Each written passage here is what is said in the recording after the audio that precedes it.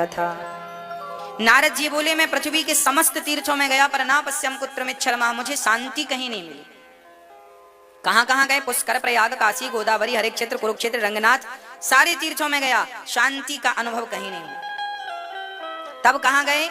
नारद जी कहने लगे उसके बाद मैं संतों के यहां गया, वहां भी शांति नहीं, वहां भी झगड़े थे। नारद जी बोले उसके बाद मैं गृहस्थों के घर आ गया।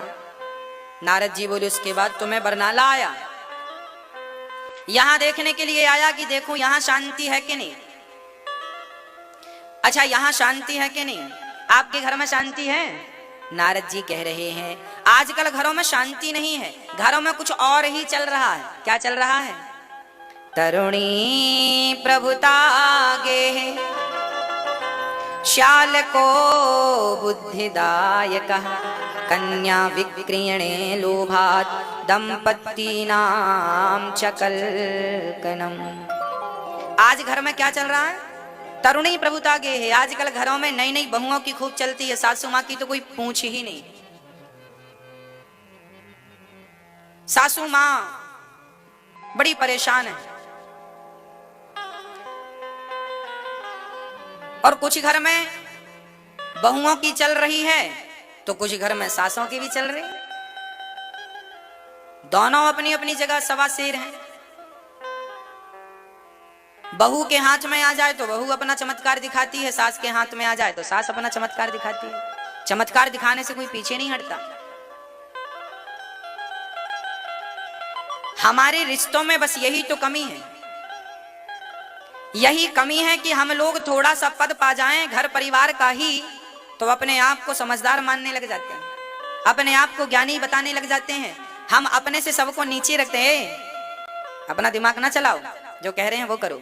कई बार आपकी बात गलत होती है, सामने वाले की बात सही होती है, पर चूंकि आप इसलिए नहीं मान रहे हैं क्योंकि आपका कद बड़ा है, पद बड़ा है, इसलिए। कई बार बहू सही कहती है पर सास मानती नहीं क्योंकि मैं सास हूं, तू मेरी सास थोड़ी है, मैं तेरी सास हूं। कई बार बहू इसलिए नहीं मानती क्योंकि मैं पढ़ी लिखी हूं, माँ जी आप थोड़ी पढ़ी लिखी, मैं जानती हूं। रिश्ते ऐसे नहीं चलते। शास्त्रों में भी आपके रिश्तों का उल्लेख है। आज समस्या किस बात की है? सास कहती है हमारी पूंछ नहीं है, बहू कहती है हमारी पूंछ नहीं है, इसलिए हनुमान जी ने अपनी पूंछ में आग ही लगवा दी, ना रहेगा बांस ना रहेगी बांसुरी। आज जितने झगड़े हैं सारे झगड़ों का कारण केवल पूंछ है। क्या है मेरी माँ? यही तो कहते हैं ना लोग, हमें पूछा नहीं। सास कहती है बहू ने पूछा नहीं, बहू कहती है सास ने पूछा नहीं, लोग कहते हैं फलाने ने हमें पूछा नहीं। आज सारे झगड़े किस बात के हैं? पूछ के। अच्छा झगड़े पूछ के हैं और आप लोगों से हम पूछते हैं क्यों आपकी पूछ है? आप कहते नहीं हमारी तो पूछ नहीं, हनुमान जी की थी। आपकी पूछ नहीं है और झगड़े पूछ के हैं। इसलिए हनुमान जी लंका गए तो अपनी पूछ में आग लगवा के आए, क्योंकि यदि आग ना लगती पूछ में तो हनुमान जी की ही पूछ बढ़ती जाती, सब हनुमान जी को पूछते। वाह! अच्छा हनुमान जी जब लंका से गए ना तो वास्तविक में हनुमान जी की पूछ बढ़ गई। सब हनुमान जी को पूछने लगे कैसे लंका गए, कैसे आग लगाई, क्या हुआ, क्या किया, कैसे सीता माता का परिचय पता लगाया। अब हनुमान जी को लगने लगा राम राम ये सारे लोग हमको पूछ रहे हैं, हमको ज्यादा पूछेंगे तो कहीं हमें ज्यादा अहंकार ना आ जाए, और यदि अहंकार आया तो फिर हम राम जी से दूर हो जाएंगे। इसलिए हनुमान जी लंका में ही समझ गए थे कि हम वापस जाएंगे तो हमको ही ज्यादा पूछेंगे, इसलिए राम के पास जाने के पहले ही अपनी पूंछ में आग लगवा दी हनुमान जी। ये जो हमारे अहंकार की पूंछ है, हम लोग अहंकार बस ही तो कहते हैं हमें नहीं जानते हो, हमें नहीं पहचानते हो। अरे हमारी तो पूरे बरनाले में पूंछ है और अमृतसर तक पूंछ है, दिल्ली तक। कई लोग तो कहते हैं हमारे दिल्ली तक पूंछ है। लो हनुमान जी कितनी तिनकी दिल्ली तक। इसलिए अपना कल्याण चाहते हो तो जितने जल्दी हो सके इस अहंकार की पूंछ में आग लगवा दीजिएगा। नहीं लगाओगे तो यही पूंछ की आग जैसे रावण की लंका को जलाकर नष्ट कर देती है, आपका अहंकार आपको जलाकर भस्म कर देगा। यही अहंकार रावण को लेकर डूब गया और हनुमान जी नहीं चाहते थे कि मेरा अहंकार मुझे लेकर डूब जाए, इसलिए पहले से वो सावधान थे, मेरी कोई पूंछ ना हो। जब हनुमान जी से विभीषण जी ने पूछा कि आप कौन हैं, तो हनुमान जी ने अपना परिचय नहीं दिया कि मैं हनुमान हूं, अंजनी पुत्र हूं, पवन पुत्र हूं, मैं ये हूं, मैं छलांग लगा के आ गया, मैं इतना बलशाली हूं, ये कुछ नहीं कहा। तब हनुमंत कही सब राम कथा निज नाम। विभीषण जी ने पूछा कि आप कौन हैं? तो हनुमान जी ने अपना परिचय नहीं दिया। परिचय किसका दिया? राम का।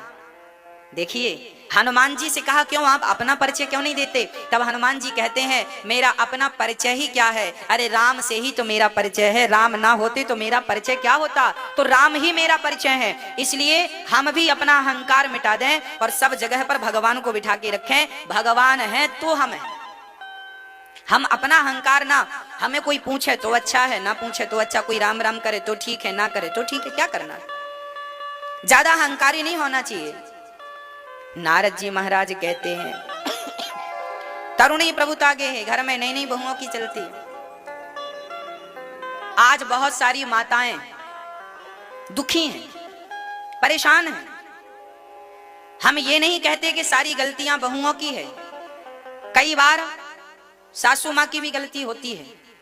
बहू चाहती है कि मैं सेवा करूं, पर वो चाहती ही नहीं कि ये सेवा करे। एक ईगो, एक अहंकार, एक दर्प, एक घमंड, कुछ भी कहो, एटीट्यूड व्यक्ति का, वो परेशान करता। इसलिए कहता हूं कि बुढ़ापे में जैसी हमें प्यार की 2 रोटियां मिल जाएं, प्रेम से खा लेना चाहिए, ज्यादा हमें बोलना नहीं चाहिए। और बहुओं को चाहिए कि अपनी माँ को, क्या आप घर में भूखे रहने दोगी? क्या आप अपनी माँ को रात में भूखा सोने दोगी? यदि अपनी माँ को सोने नहीं दोगी तो अपनी सासू माँ को क्यों भूखा सोने देती हो? हमेशा पूछा करो आपने भोजन किया, आपने नहीं किया तो आप भोजन कीजिए। अरे ये दुनिया केवल प्रेम की भूखी है, प्रेम के 2 शब्द हम बोलते चले बस। आज बहुत सारे लोग बहुत सारे बेटे अपनी माँ को मार मार के निकाल देते हैं, अत्याचार करते हैं। इसलिए ये दास गौरी गोपाल वृद्धाश्रम वृंदावन में इसलिए बनवा रहा है। आपने टीवी के माध्यम से सुना होगा, देखा होगा कि रोज कोई ना कोई माँ आती है ये दुख लेकर के मेरे बेटे ने मारा। अभी परसों की घटना, आपने परसों की कथा सुनी हो। एक मैया जी आई, वो मैया, उन्होंने बताया कि मेरे बेटे, इतनी वृद्ध हैं वो माँ, उन्होंने बताया कि मेरे बेटे ने हाथ पकड़ के घुमा दिया मेरा, कहा निकल जा घर से। लगभग 80 वर्ष की उम्र है और वो माँ वृंदावन आई। तो दास अनिरुद्ध ने वृंदावन में सभी वृद्ध माओं के लिए गौरी गोपाल वृद्धाश्रम बनाया है, ताकि वहां सभी माताओं की सेवा हो सके, उनके रहने की, उनके खाने की समस्त व्यवस्थाएं हो सके। टीवी के माध्यम से आप लोग देख रहे हैं, वहां सभी माताओं की सेवा होती है। ये दास अनिरुद्ध स्वयं अपनी माओ की अपने हाथ से चरण सेवा करता है, क्योंकि मुझे पता है कि इस धरती में सब कुछ धरा रह जाएगा, हमारा केवल पुण्य हमारे साथ जाएगा। कर लीजिए कुछ पुण्य, कर लीजिए कुछ अच्छे कार्य, वही लोग याद रखते हैं। ये दास अनिरुद्ध स्वयं इन माओं की सेवा अपने हाथ से करता है। अपने माओ, इन वृद्ध, ये वही माएं हैं जो वृंदावन में रहने आई हैं, जिनके बेटों ने घर से निकाल दिया है। इन माओं की सेवा, इनके चरणों से लेकर इनके रहने की संपूर्ण व्यवस्थाएं वहां पर हैं। आप भी इस अच्छे कार्य से जुड़ सकते हैं, इन वृद्ध माओं की सेवा से जुड़ सकते हैं। इसलिए मैं कहा करता हूं कि हमेशा अपने बूढ़ों का, बुजुर्गों का सम्मान किया करो, आदर किया करो। पैसे तो सब लोग कमाते हैं मेरी माँ, पर जो दुआएं कमाते हैं ना, वही महान होते हैं। इसलिए दुआएं कमाना चाहिए। नारद जी कहते हैं सारे तीर्थों में मैंने देखा शांति नहीं मिली, तब मैं वृंदावन आया। यहाँ पर मैंने देखा एक 16 वर्ष की कन्या उदास बैठी थी, एक बूढ़ा इस तरफ सो रहा था। नारद जी ने कहा कौन है आप? नारद जी जाने लगे यहाँ स्त्रियों का मेला है। तब उस स्त्री ने चरण पकड़ के कहा भो भो साधु क्षणम तिष्ठ मच्चिंता मपि नाशया। महाराज एक पल के लिए रुक जाइए, मैं आपका दर्शन करना चाहती हूँ। नारद जी बोले को भगवान आप कौन है?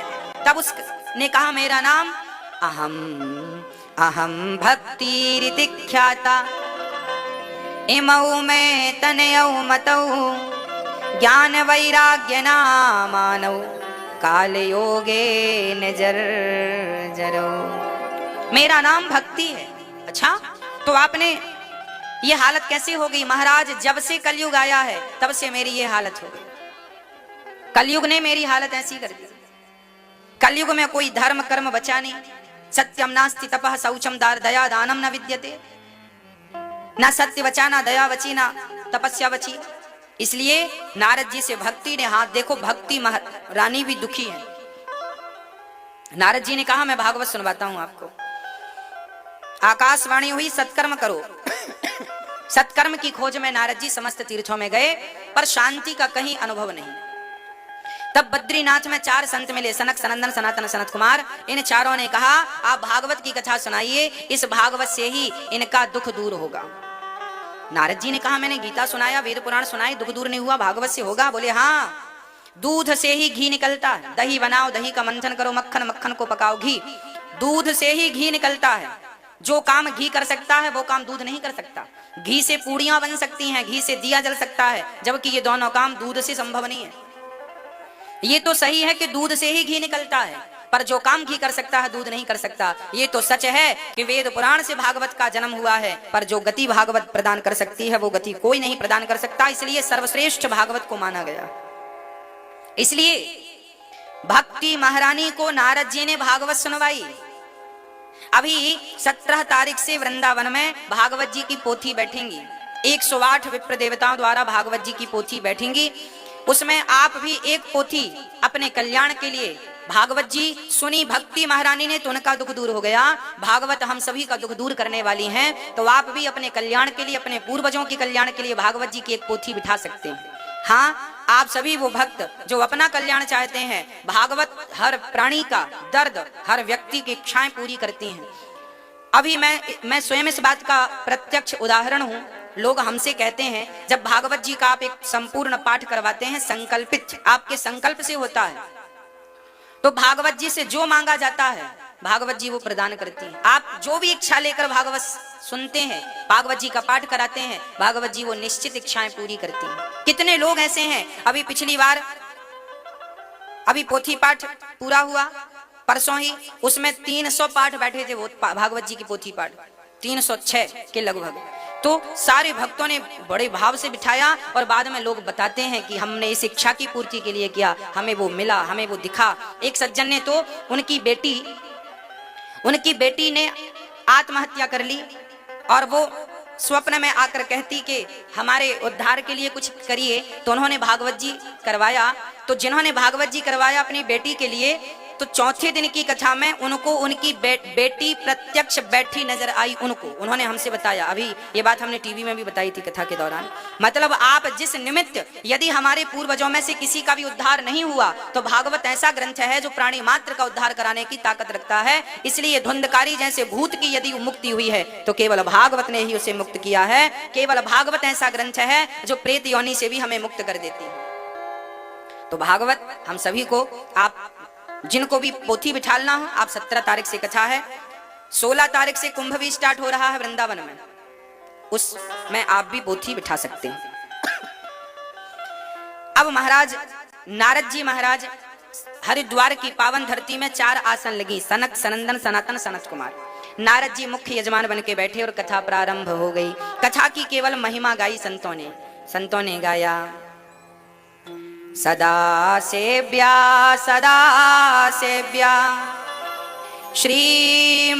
श्रीमद्भागवती कथा, यस्याः श्रवण मात्रेण हरिश्चित्तं समाश्रयेत्। भागवत जीवन में कितनी बार सुननी चाहिए मैया जी? कितनी बार? राम राम रटते रहो, कब तक रटें? जब तक घट में प्राण। क्यों? कभी तो दीन दयाल के भनक पड़ेगी कान। कभी तो सुनाई पड़ेगा ना उन्हें, इसलिए तब तक जपो जब तक वो सुन ना ले, सुनाते रहो। भक्ति महारानी वृंदावन में थी और भागवत जी का संकल्प हुआ हरिद्वार से। याद रखना, भागवत होगी वृंदावन में, संकल्प आपके नाम का होगा।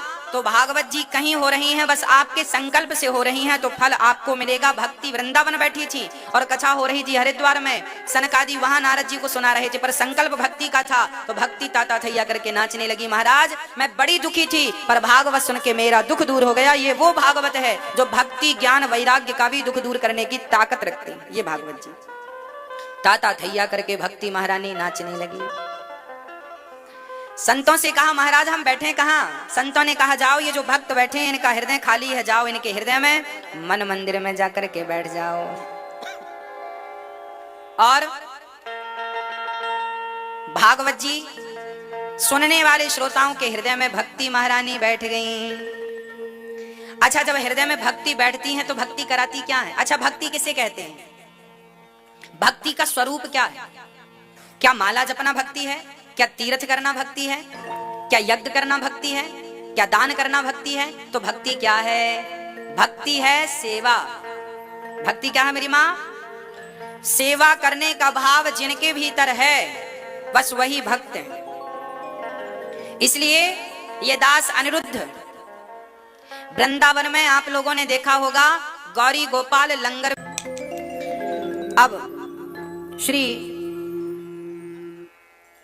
भक्ति महारानी का सारा दुख दूर हो गया। भक्ति महारानी बड़े प्रेम से भागवत सुनकर सारे दुखों से मुक्त हो गईं। और नारद जी ने एक प्रश्न किया, गुरुदेव हम एक बात समझाइए। क्या? कोई पापी व्यक्ति कथा सुन के तर जाए तो आश्चर्य नहीं, कोई पुण्यात्मा व्यक्ति कथा सुनकर तर जाए तो आश्चर्य नहीं, क्या जिसने जीवन भर पाप किया है ऐसा व्यक्ति कथा से तरेगा? बोले हाँ, कितना भी बड़ा पापी क्यों ना हो। ये मानवः पाप कृतस्तु सर्वदा सदा दुराचारिरता विमार्गिगाः क्रोधाग्निदग्धः कुटिलाश्च कामिनः सप्ताह यज्ञेन कलौ पुनन्ति ते। कितना भी बड़ा पापी क्यों ना हो, पापी व्यक्ति भागवत से तर जाता। कोई तरा? हाँ, तुंगभद्रा नदी के किनारे एक गांव था, नाम था उत्तमपुर। उस गांव में एक बड़े अच्छे पंडित जी रहते थे। पंडित जी के जीवन में सब कुछ था, नाम था, पद था, प्रतिष्ठा थी, सब था, बस एक चीज की कमी थी, उनके घर कोई संतान नहीं थी। आत्मदेव जी बड़े परेशान थे, कोई बच्चा हो जाए तो अच्छा हो। अच्छा, बेटा तो हुआ नहीं, लोगों ने ताने मारने शुरू कर दिए।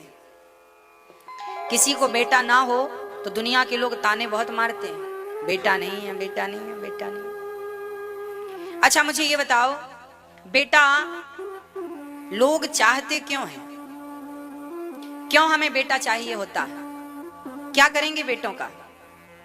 आज जिनके बेटे हैं उनसे पूछो कि उनका हाल क्या है। भगवान करें आपके पुत्र अच्छे हों, सेवा करने वाले हों, पर देखो विधाता जो हमें देते हैं ना वो रखो, और जो नहीं देते उसके लिए रोने से कोई फायदा नहीं। जीवन में जहां पुत्र का अभाव हो वहां भगवान का भाव रख लेना चाहिए। ये समझना चाहिए कि भगवान ही हमारे पुत्र हैं। अच्छा बताओ, माता यशोदा के कोई बेटा था तो नाम बताओ। कृष्ण उनके जाए बेटे थोड़ी थे, कोई जन्म थोड़ी दिया था कृष्ण को, वो तो माता देवकी के बेटे थे। माता यशोदा के कोई पुत्र नहीं था, वो कृष्ण को अपना बेटा मानती थी। जगन्नाथ भगवान की स्थापना करने वाले जो राजा थे इंद्रद्युम्न उनका नाम था, उनके कोई संतान नहीं थी और वो जगन्नाथ भगवान से बहुत प्रेम करते थे। एक बार जगन्नाथ भगवान प्रकट हो गए और बोले राजा से, रानी से, गुंडीचा रानी थी, इंद्रद्युम्न राजा थे, बोले तुम्हें क्या चाहिए? भगवान को पता था कि इनकी संतान नहीं है, तो भगवान ने कहा क्या मैं पुत्र दे दूं आपको? आपके पुत्र नहीं है। तब गुंडीचा रोने लगी और कहने लगी प्रभु आप ये बताएं, आपको किसने कहा कि संतान नहीं है मेरी? हमारे 3 संतान हैं। अच्छा, हमारे 3 संतान हैं। भगवान ने कहा आपकी संतान है और हमें पता ही नहीं, क्या नाम है उनका? तब गुंडीचा माँ ने कहा मेरे बड़े बेटे का नाम है बलभद्र, छोटे बेटे का नाम है जगन्नाथ और बेटी का नाम सुभद्रा है, तुम तीनों हमारे ही तो पुत्र हो। भगवान की आंखों में आंसू आ गए। लोग जमाने के लोग, दुनिया के लोग संसारिक पुत्र के लिए रोते हैं, पर ये तो कृष्ण को अपना मान बैठे हैं, भगवान को अपना मान बैठे हैं। अरे बेटा बेटी से गति नहीं है, गति चाहते हो तो भगवत भक्ति करो। मीराबाई के भी कोई संतान नहीं थी तो नाम बताओ, क्या बेटा था मीरा के? फिर गुरु गोविंद साहब के जब 2 बेटे दीवार में चुनवा दिए, तब उनकी पत्नी, गुरु गोविंद साहब की पत्नी ने कहा, देखो तो हमारे दोनों बच्चों को दीवार में जिंदा चुनवा दिए। रोने लगी वो माँ। तब गुरु गोविंद साहब ने मुस्कुराते हुए कहा, पगली रोती क्यों है? अरे मैं माँ हूँ, मेरे 2 बच्चे जिंदा चुनवा दिए, मैं रोऊं ना? तब गुरु गोविंद साहब ने कहा था, पगली तेरे 2 बेटे यदि दीवार में जिंदा चुनाए तो क्या हुआ? ये देख, जितने संसार में तुझे बच्चे दिख रहे हैं सब तेरे ही तो हैं। सब में अपने का भाव क्यों नहीं रख लेती? सब तेरे ही है। ऐसी दृष्टि कोई आम व्यक्ति की तो नहीं हो सकती ना। सब में अपना ही पुत्र मानो, सब मेरे ही तो हैं। कोई, अरे आज के जमाने में तो पराया भी काम आ जाता है। कई बार देखने में तो ये आता, अपने काम नहीं आते, है ना। इसलिए आप जिसे देखो, पुत्र की दृष्टि से देखो, बेटी के नजरिए से देखो, बस सब आपका ही तो है। ये पूरा संसार आपका है। वसुधैव कुटुंबकम, पूरा परिवार है हमारा। हमारा ही बच्चा हो, बेटा हो जाए तो अच्छा है। अच्छा, कुछ लोगों के बेटे नहीं होते, वो लोग रोते हैं, महाराज जी हमारे बेटा नहीं है, बेटा नहीं है। आपके बेटा इसलिए नहीं है, इसका कारण है। क्या कारण है भाई? पिता का ऋण हमेशा पुत्र चुकाता है। बैंक से पिता ने 10 लाख रुपए यदि लोन लिए हैं, कर्जा लिया है, तो पिता ना चुकाएगा तो कौन चुकाएगा? बैंक किससे मांगेगी? बेटों से कहेगी भाई आप चुकाओ। पिता हमेशा ही बेटा कर्जा चुकाने के लिए होता है। तो जिनके सिर पर कर्जा था उनके यहां तो बेटा आ गए, पर जिनके यहां कर्जा, जिनके सिर पे कर्जा था ही नहीं, भगवान ने उन्हें बेटा बेटी नहीं दिए। अब वो लोगों को देख देख समझते हैं भाई सबके बेटा है, मेरे नहीं है। अरे भाई, आपके सिर पे कर्जा नहीं था तो विधाता ने आपको झंझट में डाला नहीं, आपको संसार में कुछ दिन के लिए भेजा है। जाओ भगवान का भजन करो, और बेटा ही चाहिए तो कृष्ण का भाव बेटे की तरह बनाओ। कृष्ण ही हमारे बेटे हैं, इस भाव से जीवन जियो। दुनिया में वो बहुत अच्छे हैं जो भगवान की प्रसन्नता में अपने आप को प्रसन्न रखते हैं, जो भगवान की मर्जी में अपने आप को प्रसन्न रखते हैं। ईश्वर की मर्जी दें तो खुश और ना दें तो खुश। कर्जा था जिनके सिर पर उनके बेटे हैं, कर्जा नहीं था जिनके सिर पर उनके कोई संतान नहीं है। तो अब आप ही बताओ कि जिन पे कर्जा है वो लोग ज्यादा सुखी हैं या जिन पे कर्जा नहीं है वो ज्यादा सुखी? बोलो। जिन पे कर्जा नहीं है वो ज्यादा सुखी है। इसलिए आप सुख स्वरूप हैं, पर अब लोगों को देख देख के अब लगता है बेटा बेटा बेटा। लोग रोते भी हैं, बेटा नहीं है, बेटा नहीं। मत रोया करिए, भगवान के लिए रोएंगे। जितना हम बेटों के लिए रोते हैं, तड़पते हैं, बेटों के लिए आंसू बहाते हैं, इतने आंसू भगवान के लिए बहाए होते तो भगवान की प्राप्ति हो गई होती। इतना भगवान के प्रेम में रोए होते तो भगवान की प्राप्ति हो गई होती। पर विडंबना ये है, हम जगत के लिए तो रोते हैं, जगन्नाथ के लिए नहीं रोते। आत्मदेव जी की संतान नहीं थी, रोते थे बेटा नहीं है। घर छोड़ के लोगों ने ताने मारे। अच्छा, जिनके बेटा नहीं होता ना, वो तो जैसे तैसे अपने आप को समझा लेते हैं, पर दुनिया वाले ताने बहुत मारते हैं। पड़ोसन कहती है फलानी के बहू की तो बेटा नहीं है, बेटा नहीं है, बेटा नहीं है। जेठानी कहती है बेटा नहीं है, सास कहती है बेटा नहीं है, पड़ोसन कहती है बेटा नहीं है। सब एक ही डंक मारते हैं, बेटा नहीं। वो बेचारी स्त्री घायल हो जाती है, लोगों के ताने सुन सुन के परेशान हो जाती है, और ये लोग भी समझते नहीं। अरे भाई, उसे बेटा नहीं हो रहा है, इसमें उसका क्या दोष है? अच्छा बताओ, मैं काला हूं, इसमें मेरा क्या दोष है? आप गोरे हैं, इसमें आप क्या क्या दोष है? एक लंगड़ा है, उसका उसमें क्या दोष है? एक अंधा है, उसमें उसका क्या दोष है? अष्टावक्र जी का नाम सुना होगा कभी आप ना? एक अष्टावक्र जी नाम के व्यक्ति थे। अष्टावक्र जी 8 जगह से टेढ़े थे, चलते थे तो पूरा शरीर लचकता था। एक दिन राजा जनक की सभा में चले गए अष्टावक्र जी। राजा जनक की सभा में जैसे ही वो प्रवेश की और 4 कदम चले, लोग देखकर ठहाके लगा सारी सभा हंसने लगी। अब जब सब हंस रहे थे तो अष्टावक्र जी चुप, और जब सब चुप हो गए तो अष्टावक्र जी हंसने, खूब ठहाका लगा यहाँ से।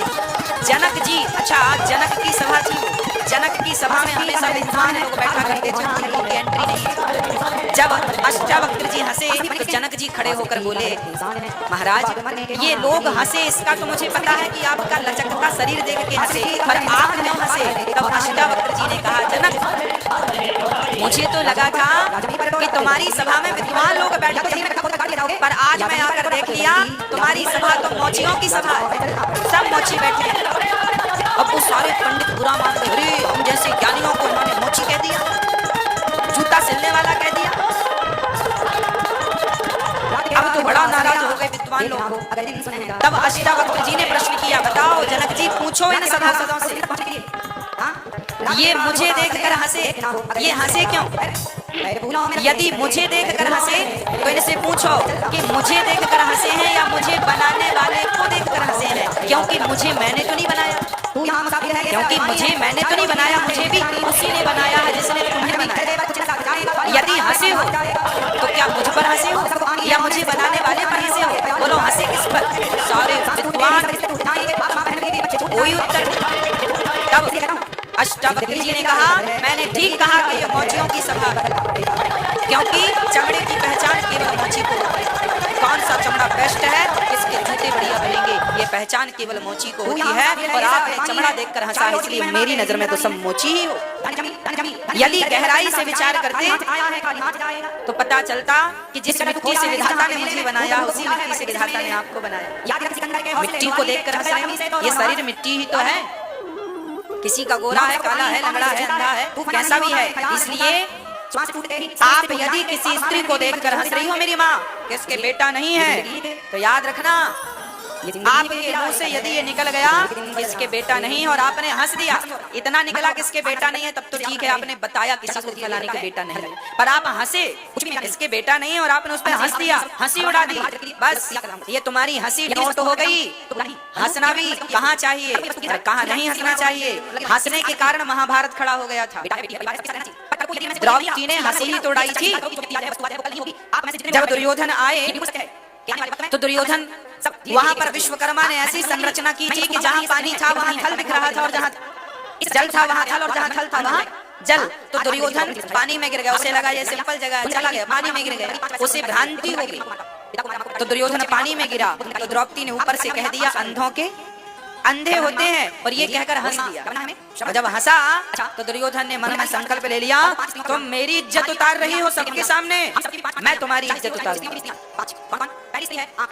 वही बदला था कि द्रौपदी के वस्त्र हरण करने की कोशिश की। अर्थ केवल यह है, किसी को देखकर कोई क्यों हंसता है भाई? अपने बच्चों को, अपनी बेटियों को, अपने लोगों को ये तो संस्कार दो मेरी माँ कि किसे देख के हंसना है, किसे देख के नहीं हंसना। अंधे को देखकर तुम हंसते क्यों हो? किसी के बेटा नहीं होता हंसते क्यों हो? इसमें उसका क्या कसूर है? विधाता ने उसे ऐसे बनाया। हंसना नहीं चाहिए। यदि आप हंसे तो वो दिन दूर नहीं जब आप पर भी लोग हंसेंगे। द्रौपदी हंसी दुर्योधन पर, तो द्रौपदी की भी तो साड़ी खिंची, तब लोगों ने हंसी उड़ाई। तब तो कहा था दुर्योधन ने, आजा मेरी जंघा पर बैठ जा। आप हंसेंगे तो आप बच पाएंगे क्या? इसलिए किसी को देखकर हंसिएगा मत। किसी के दुख में दुखी होना तो बनता है, उचित है, पर किसी के दुख का परिहास करना, मजाक बनाना उचित नहीं है। ये हमारे संस्कारों के खिलाफ बात हो जाएगी। हम ना देखें, आप ना देखें, पर ईश्वर तो नोट कर रहा है, सबका हंसना रोना वो लिख रहा है। इसलिए आत्मदेव जी को देखकर पड़ोसी हंसते थे, इसका बेटा नहीं है, बेटा नहीं है। आत्मदेव जी मरने के लिए चले गए, मैं मर जाऊंगा, ऐसी जिंदगी जीऊंगा ही नहीं, और मरने लगे। तब वहाँ जंगल में एक महात्मा जी बोले, ब्राह्मण कथम रोदसी विप्रत्वम काटे चिंता बलेयसी वदत्वम सत्वरम मह्यम स्वस्य दुःखस्य कारणम्। ब्राह्मण ने कहा क्यों रो रहे हो? आत्मदेव जी ने कहा बेटा नहीं है। संत जी ने कहा पागल, राजा शहर के 60,000 बेटे थे, क्या सुख मिला? अच्छा, आपको ये गलतफहमी हो गई है कि बेटों से सुख मिलता है, ये गलतफहमी। क्या राजा दशरथ जी को अपने बेटों से सुख मिला? राम जी वनवास चले गए, जब दशरथ जी के प्राण निकले तो 4 में से एक भी बेटा रहा हो तो बता दो। जिनके बेटे भगवान हैं उस पिता को भी तो बेटों से सुख नहीं मिला। जिस पिता के पुत्र कृष्ण है उनके पिता को भी तो जंगल जेल की रोटियां खानी पड़ी कंस के यहाँ, तो बेटा राम और कृष्ण ही क्यों ना हो, संतान से सुख मिलता नहीं। इसलिए संतान के लिए रोने से अच्छा है भगवान के लिए रोया जाए। भगवान के लिए रोएंगे तो सुख मिलेगा। रावण ने भगवान के लिए नहीं रोया तो उसके पुतले जलाए गए, और विभीषण भगवान को पाने लंका छोड़कर भागा, तो विभीषण को भगवान ने लंका का राजा बना दिया। जो भगवान के लिए भागता है भगवान उसे सारा धन देकर राजा बनाकर उसे बिठाते। इसलिए भगवान के लिए रोएंगे तो बेटा बेटी कितने आपको कितने चाहिए। रावण के 1 लाख बेटा थे, पर रावण के 1 लाख बेटा में एक भी बेटा रावण की आग लगाने की चिता में रावण मरा तो 1 लाख पूत 1.25 लाख नाती जिसके घर पर दिया ना रहा ना कोकुल रूप निहारा। रावण मरा तो कोई रोने वाला नहीं। क्यों? बेटा पाया तो था रावण, पर बेटों को पाकर भी भगवान से दुश्मनी की तो रोने वाला कोई नहीं बचा। और मीरा ने बेटे नहीं पाए भगवान को पाया। हर जगह पर उसका नाम है, लोग पावन करते हैं उसका नाम लेकर अपनी जीवा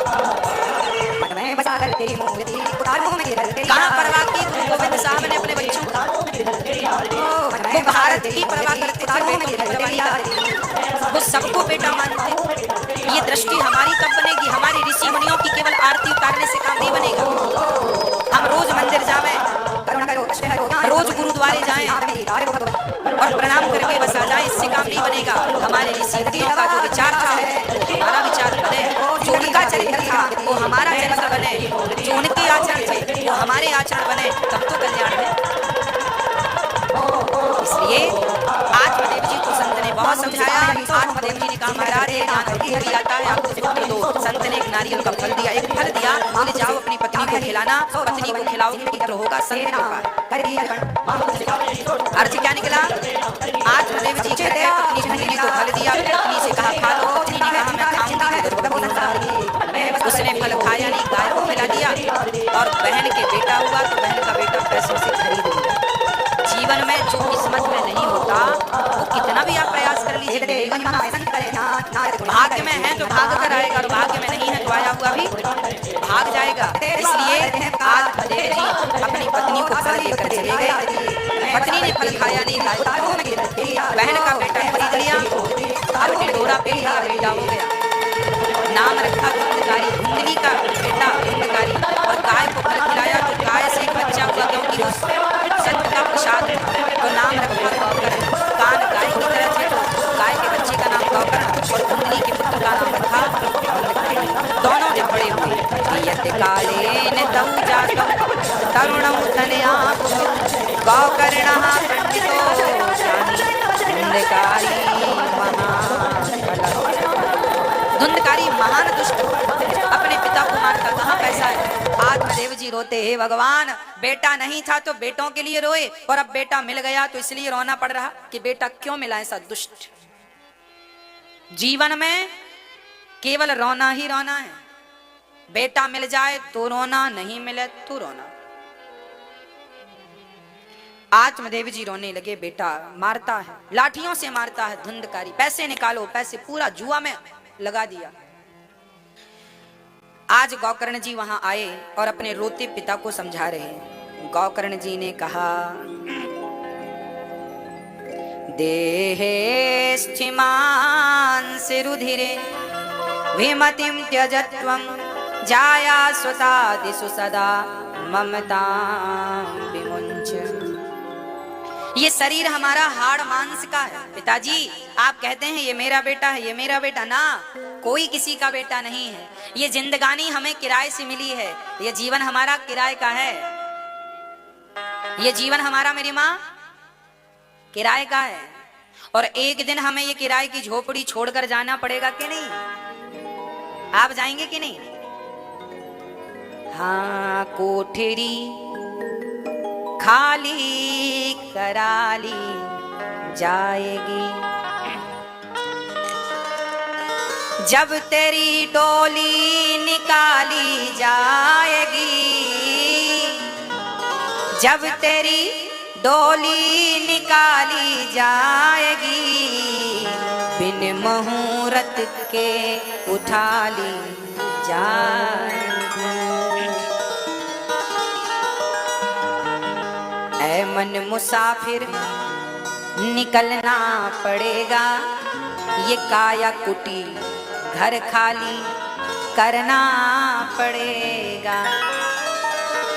भाड़े के क्वार्टर को क्या तू संभाले, जिस दिन तेरे घर का मालिक निकाले आएगा नोटिस, जमानत न होगी गर तेरे पल्लू अमानत न होगी, होकर कैद तुझे जाना पड़ेगा, काया कुटी घर खाली करना पड़ेगा। ये शरीर हमारा एक दिन खाली करके जाना पड़ेगा। मेरी माँ आप तो कहती हो ये बेटा बेटी मेरा है, हाँ जी, अरे जिस घर में आप रहती हो शरीर के घर में, ये शरीर भी तुम्हारा घर नहीं है। आखिरी में 4 लोग